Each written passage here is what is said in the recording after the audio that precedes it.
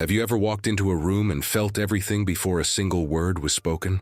A glance away, a smile that doesn't reach the eyes, an electric tension in the air that no one else seems to notice?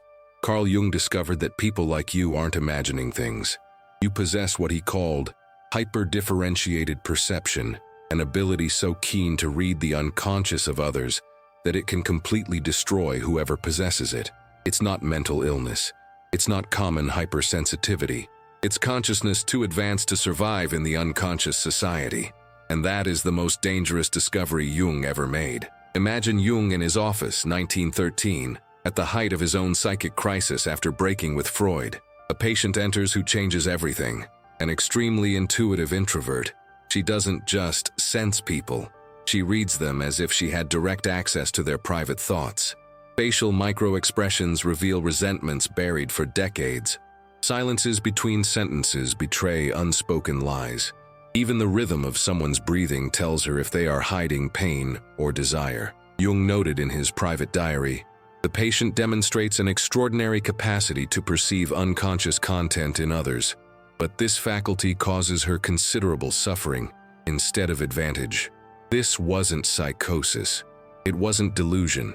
It was perception so calibrated that it had become socially lethal.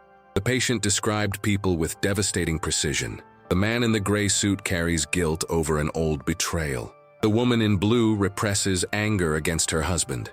Jung would later verify this through careful questioning, and the observations were confirmed with frightening accuracy. Have you ever experienced this? Have you ever seen through someone so clearly that they withdrew, uncomfortable, without knowing why? Jung perceived the pattern. It wasn't an illness he was treating. He was observing what happens when the unconscious becomes too conscious for social survival. Think about that time you pointed out an obvious problem at work and were accused of making a drama out of nothing.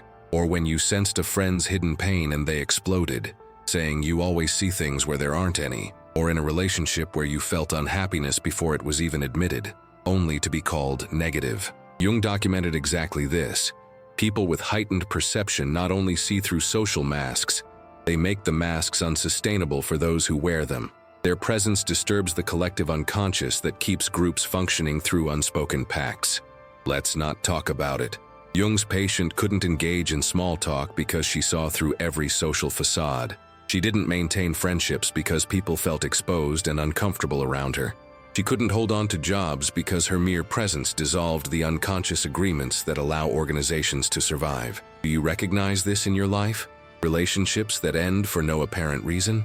Friends who disappear after conversations that are too deep? Professional opportunities that evaporate when you see too much? Jung wrote, "She speaks of others as if she had access to their private thoughts and hidden motivations." And when he confirmed his observations, they proved remarkably accurate. Here enters the first tension that Jung identified. This is not a gift, but a double-edged sword. The perception that dissolves illusions also dissolves human connections. The more clearly you see, the more isolated you become. The patient wasn't crazy. She was too conscious for the unconscious world around her. Jung realized he was dealing with something new. What happens when consciousness differentiates so much that it becomes dangerous to the individual's own psychic and social survival? Have you ever felt this as a curse? This ability to see beyond appearances, to sense tensions that no one names, to foresee ruptures before they happen.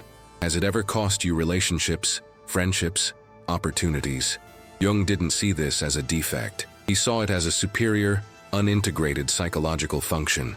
The 1913 patient represented the living archetype of this most dangerous Jungian discovery. People who see the collective unconscious so clearly that they threaten their own existence in the process.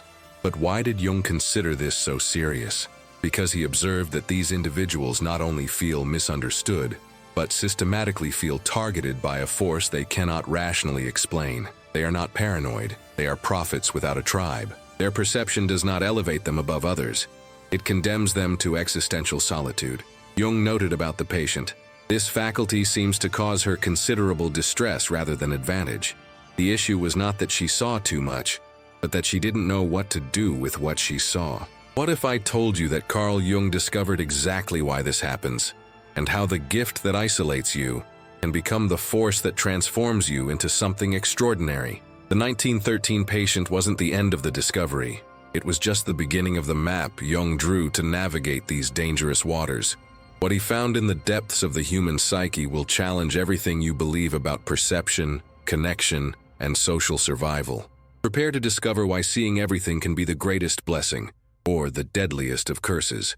Have you ever sensed someone lying before the words even left their mouth? Or perceived anger contained in silence, sadness disguised behind an automatic smile? Carl Jung called this mystical participation, when the psyche of certain people plunges so deeply into the unconscious of others that it absorbs not only words, but the entire psychological atmosphere of the environment.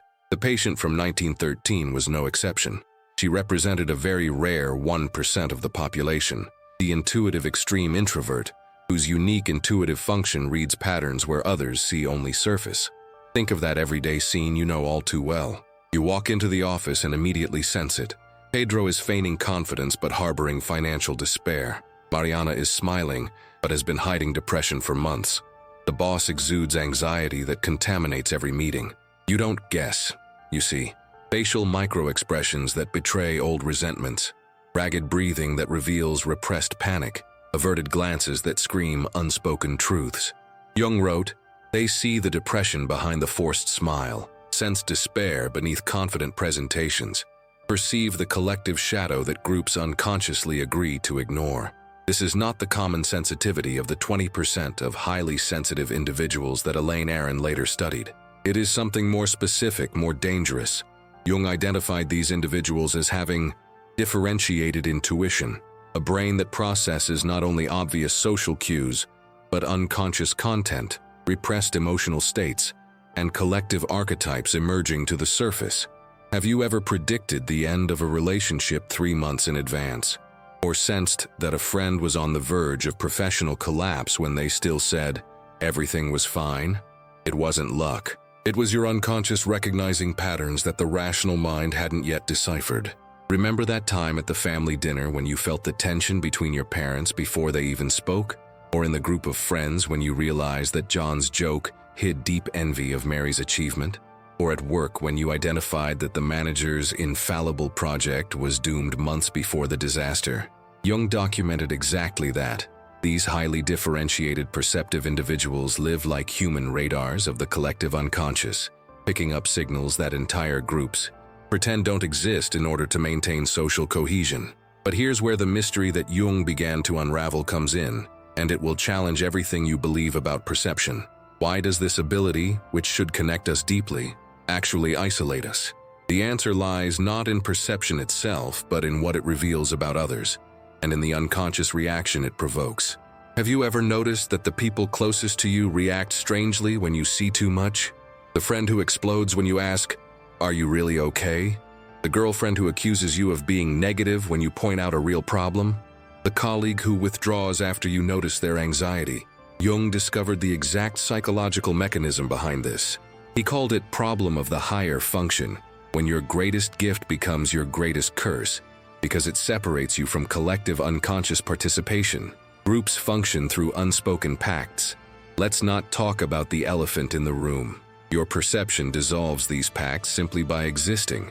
You enter the room and the elephant becomes visible to everyone, not because you point it out, because you make it impossible to ignore. Jung observed that organizations, families, and friendships survive in part through these unconscious agreements about what is not spoken. Consider Anna, an HR manager who consulted a modern Jungian. She would enter meetings and immediately sense the organizational climate was rotten. Narcissistic leaders, exhausted teams, projects doomed to failure. When she shared these perceptions, always diplomatically, the response was unanimous. You're being negative. Don't you see the positive side? That's all in your head. Anna was fired for not fitting the culture. 6 months later, the company went bankrupt precisely because of the problems she had identified. Her perception wasn't wrong. It was light years ahead. This is the first turning point that Jung brings about in the understanding of the phenomenon. These perceptive individuals don't just feel misunderstood. They feel systematically targets of a force they cannot rationally explain. They are not paranoid. They are prophets without a tribe. When you clearly see what others cannot or will not see, you become a mirror that society cannot bear to contemplate. Jung wrote, "The danger lies not in perception itself, but in the psychic isolation it creates." And here comes the razor-sharp question. Have you ever noticed that the people who attack you the most are precisely those whose shadows you reflect most clearly? The friend who calls you too critical when you point out their self-sabotage. The family member who accuses you of being dramatic when you name obvious conflicts. The partner who explodes when you sense their unhappiness before they even admit it. Jung had a name for this, and a precise psychological mechanism that explains why people with heightened perception end up not only isolated, but persecuted by the very collective unconscious they see so clearly. Jung's next revelation will show exactly why this happens, and how the gift that condemns you to solitude can become the force that elevates you above collective mediocrity. Are you ready to discover why seeing everything is neither a blessing nor a curse? It's an evolutionary responsibility that demands conscious integration or total destruction. Have you ever noticed that the people who attack you the most are precisely those in whose shadows you can see most clearly? Carl Jung discovered the precise psychological mechanism behind this: shadow projection. When someone with highly differentiated perception reflects the repressed unconscious of others, two options arise for the other's psyche: integrate the shadow or attack the mirror. Most choose the second. "Everything that irritates us in others can lead us to self-knowledge," wrote Jung in Psychology of the Unconscious. But for the vast majority, it is easier to destroy those who reflect the truth than to confront the reflection. Think about a dynamic you know all too well. You gently point out that a friend seems anxious and they explode. You always see things where there aren't any. You notice tension in a family group and are accused of making a drama out of things. At work, you identify obvious structural problems and become the negative of the team. Jung obsessively documented this pattern. The perceptive person doesn't create problems. They reveal those that already exist in the collective unconscious. They become scapegoat, a repository of everything that the group cannot consciously recognize about itself. The mechanism is relentless. Groups survive through unconscious pacts. We won't talk about the elephant in the room. Your perception dissolves these pacts simply by existing. You enter the room, and the elephant becomes visible to everyone. You don't need to point it out. Your presence makes it impossible to ignore. Jung observed that families, businesses, and friendships function in part through these tacit agreements about what is not discussed. The hyper-perceptive violates these agreements unintentionally, simply by being authentic. Have you ever noticed how this follows you across different contexts? In love, in friendship, at work, always the same script. Why does the same pattern repeat itself with different people, in different places? Jung had the answer. It's not personal coincidence. It's a universal psychological law. Here comes the first major revelation that Jung made about these cases. He identified the problem of the higher function, when your greatest gift becomes your greatest curse because it separates you from unconscious collective participation. You live at a level of consciousness that threatens group homeostasis. It's not that you're difficult, it's that your perceptual clarity disturbs the unconscious balance that keeps social structures functioning. Jung observed this at an organizational level as well. Companies with toxic cultures fired their most insightful analysts. Dysfunctional families expelled children who named obvious conflicts. Religious groups branded heretics, those who questioned implicit dogmas. The pattern was consistent. The bearer of superior perception becomes the repository of everything that the collective cannot recognize about itself, he noted. Have you ever been fired, abandoned, or ostracized for seeing the obvious? It wasn't incompetence. It was a superior psychic function operating in an unconscious environment. Jung's major conceptual turning point came when he realized that this phenomenon was not pathological. It was structural. These individuals don't just feel misunderstood. They feel systematically targets of a force they cannot rationally explain. They are not paranoid. They are prophets without a tribe. Jung wrote, "When someone sees clearly what others cannot or will not see, he becomes a mirror that society cannot bear to contemplate." This is the first mortal danger, disruption of the collective unconscious. Seeing too much threatens the psychological pacts that underpin social cohesion. But Jung went further. identifying something even more devastating. Hyper-differentiated perception creates what he called existential isolation. You don't just feel misunderstood, you live in a parallel reality. You think in terms of archetypes, unconscious content, shadow dynamics. Others think about football, gossip, promotions. The distance isn't intellectual, it's ontological. You perceive layers of human existence that they don't even dream exist. Jung documented patients reporting, "It's as if I live in a different world from theirs."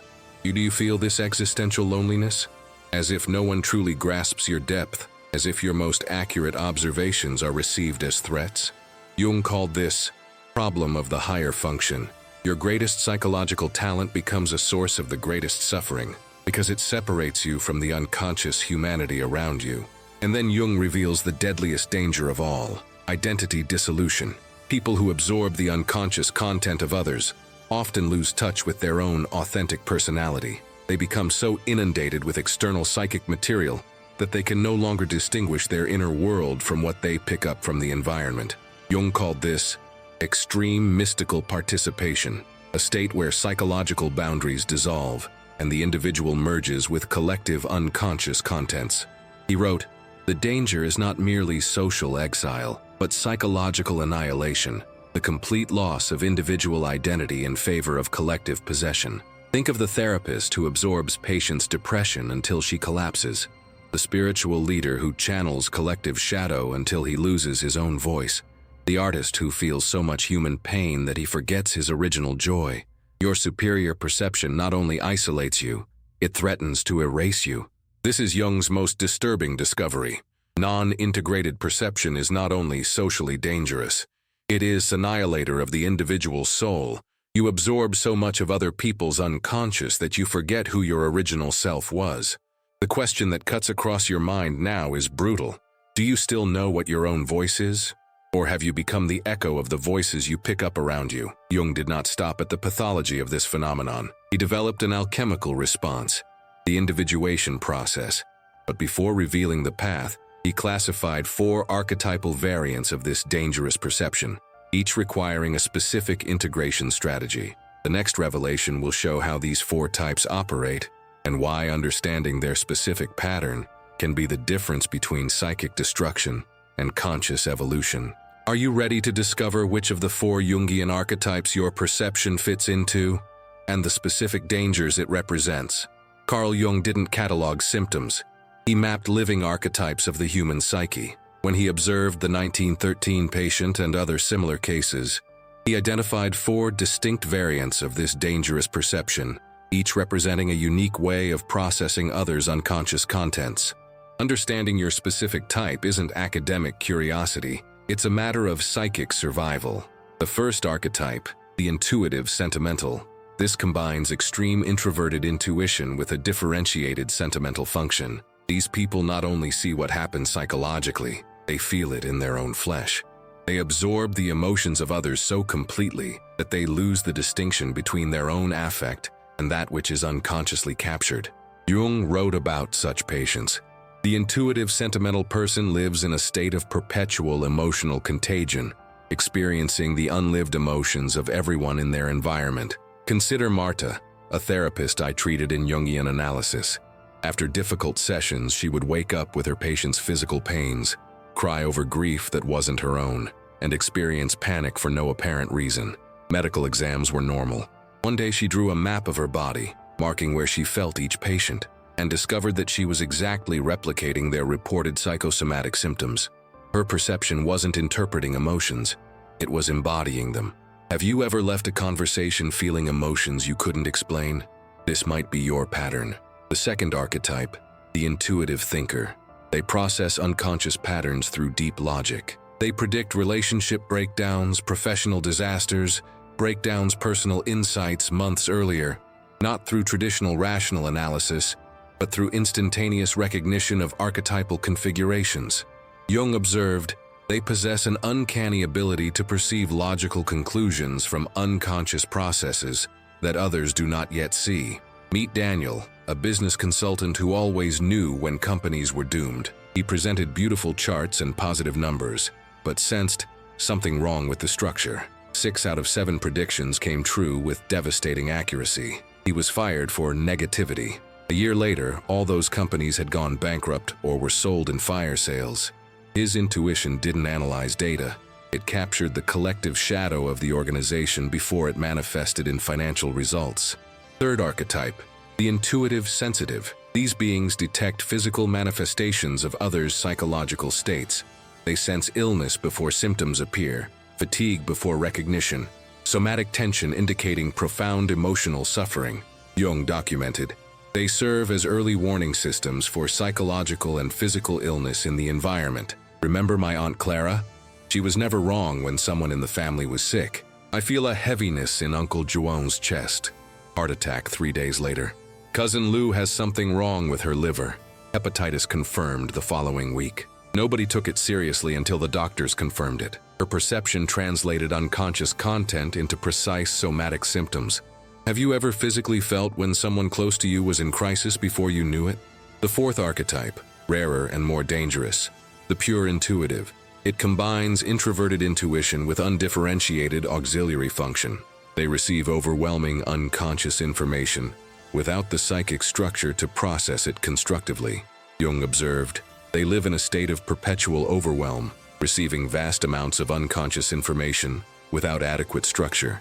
Meet Sophia, an artist who painted apocalyptic scenes without knowing how to explain them. Her works predicted floods, mass layoffs, and political upheavals with impressive detail. But the process was destroying her. Depression, isolation, and inability to function. Her perception was working, but without filters or mental categories to organize the psychic influx. She saw too much, without knowing what to do with what she saw. Each type faces 3 specific dangers that Jung identified as progressive psychological annihilation. First danger, disruption of the collective unconscious. Jung wrote, the individual who perceives too clearly threatens the collective agreements on which social cohesion depends. Families, businesses, societies function through unconscious pacts about what is not recognized. Your perception dissolves these pacts simply by existing authentically. Remember that company you worked for where everyone knew about the toxic culture, but no one would admit it? You named the elephant in the room and became persona non grata? It wasn't a personal mistake. You violated the unconscious pact that kept everyone functioning. Jung systematically documented this. Organizations fired their most competent analysts. Families expelled their most conscientious children. Groups branded their visionaries as heretics. Second danger, existential isolation. You don't just feel misunderstood. You live in an ontologically different reality. You think in terms of archetypes, collective shadows, individuation. Others think about football, reality shows, promotions. The distance isn't intellectual, it's structural. Jung noted patients reporting, it's like living in a parallel dimension where I see laws of the psyche that they can't even imagine exist. Do you feel this? Superficial conversations that drain you in minutes? A feeling that no one truly grasps your depth? Jung called it problem of the higher function. Your greatest talent becomes a source of the greatest suffering because it separates you from the unconscious humanity around you. Third danger, more deadly, identity dissolution. Absorbing the unconscious content of others dissolves psychological boundaries. You become so inundated with external psychic material that you lose touch with your authentic personality. Jung called this extreme mystical participation. The danger is not merely social exile, but psychological annihilation. The total loss of individual identity through collective possession. Think of the therapist who absorbs depression until she collapses.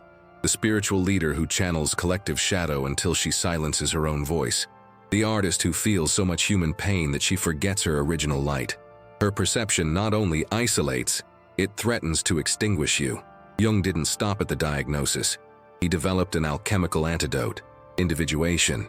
3 precise phases to transform a double-edged sword into integrative wisdom.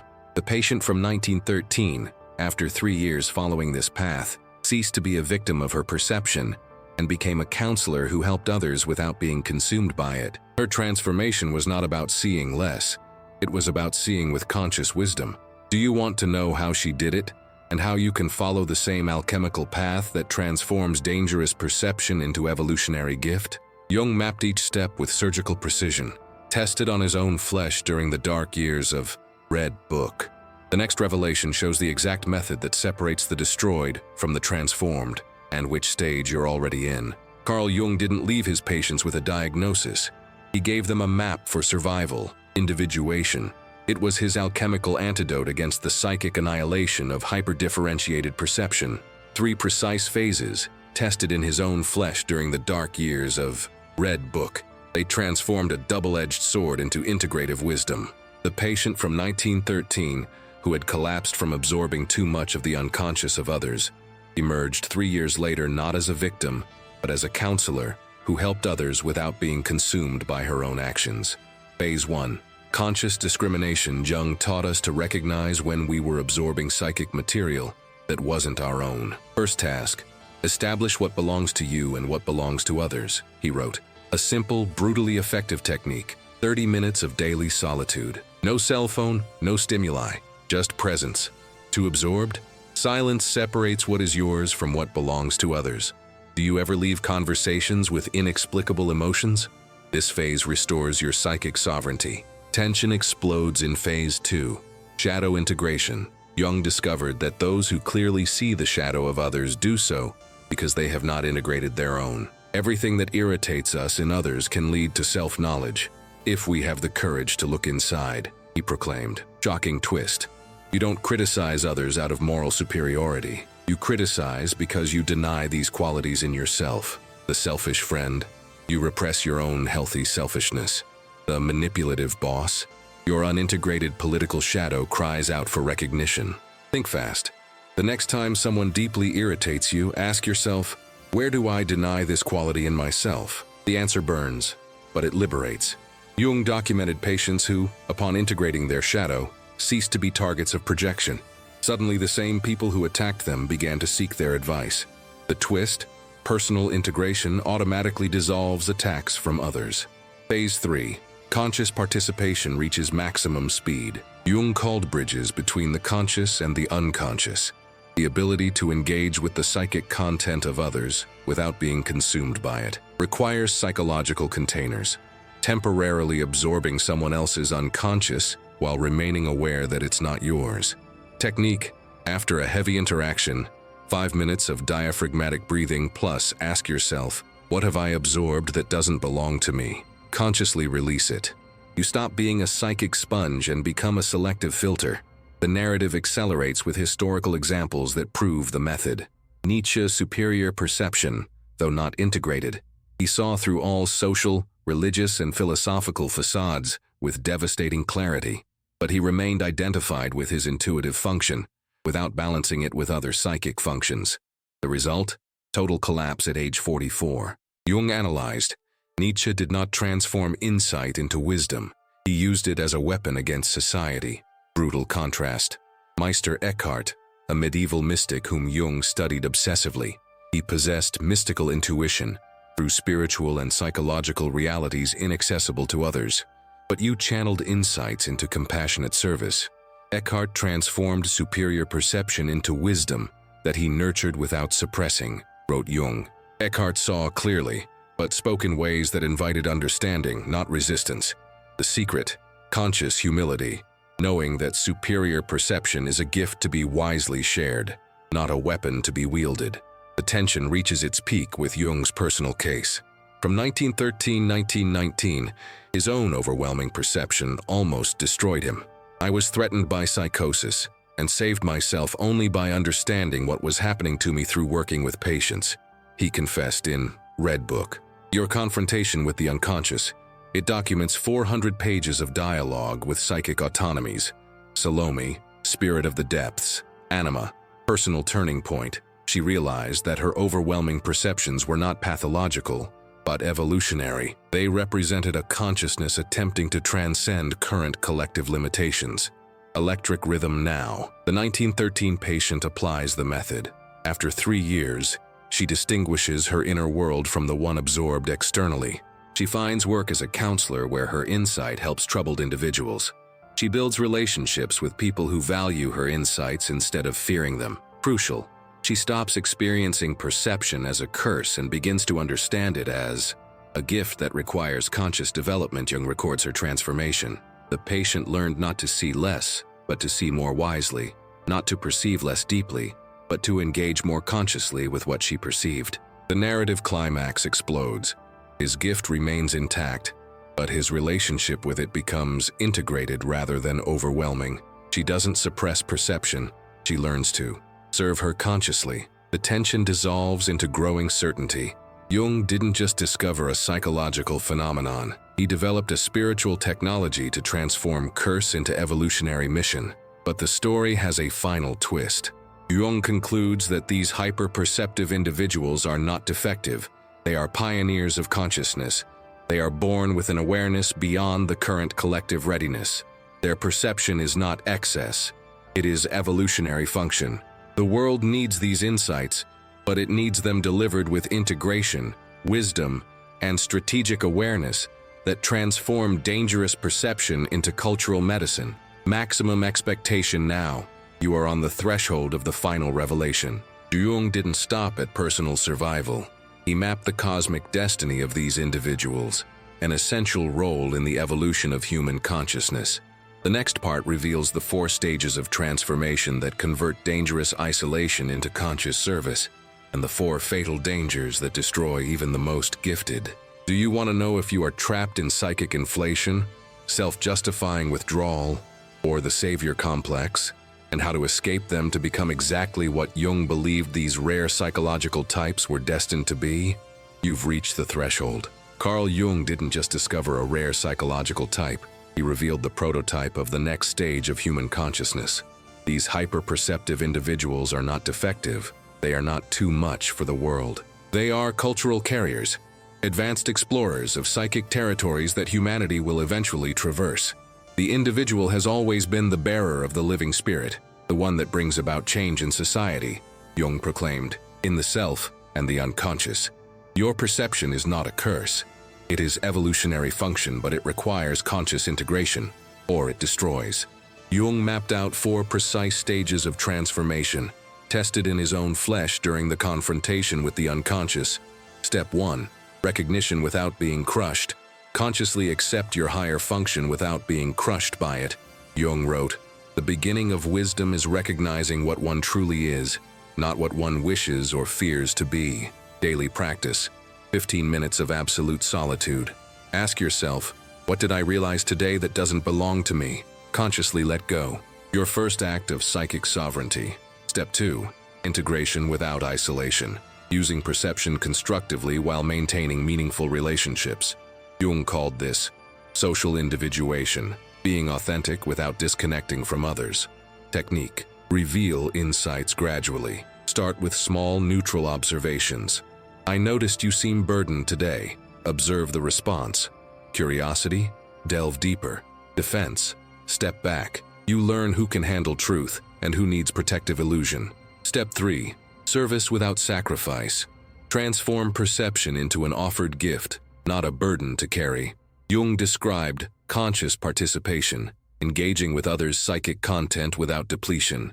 Psychological container. After intense interaction, 5 minutes of diaphragmatic breathing plus question. What did I absorb that isn't mine? Release it like smoke. You stop being a psychic sponge and become a selective filter of wisdom. Step 4. Legacy without attachment. Transcendent function. To contribute to collective evolution without needing recognition. Jung observed, the individuated person works for the future, not for present recognition. Final practice. Record insights in a private journal. Don't preach, don't force, emanate. Those who are ready will recognize. Those who are not will reject. Your function is not to convert. It is to sow awareness for a future harvest.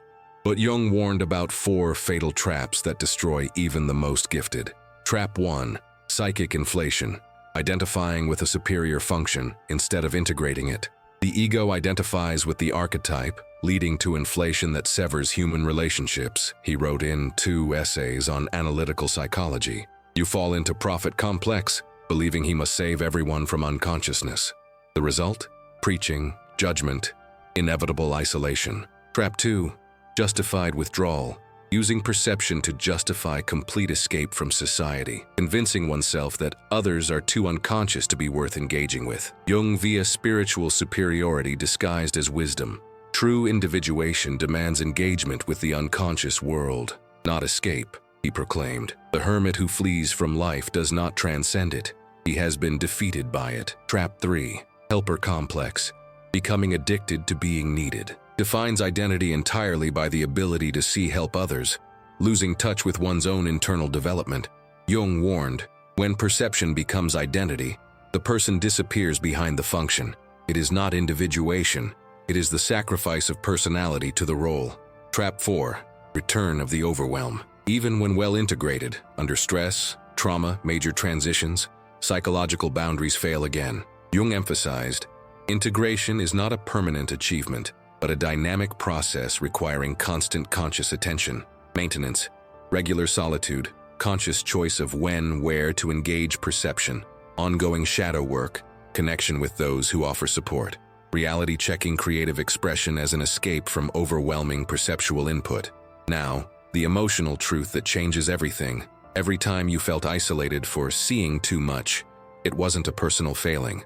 Every friendship that ended abruptly, every job lost for not fitting in, every romantic relationship destroyed by oversensitivity, it wasn't an accident. It was your higher function colliding with the unconscious world. You survived all of this, and still seek understanding. This resilience is already a victory. Jung whispers, understanding redeems. Naming your perception as an evolutionary function honors decades of silent struggle. You are not broken for seeing what others ignore. You are ahead of its time. The question is not, how do I suppress my perception to fit in? It is, will I develop the individuation skills necessary to consciously integrate my perception? The practical path is clear and immediate. Today, 15 minutes of solitude.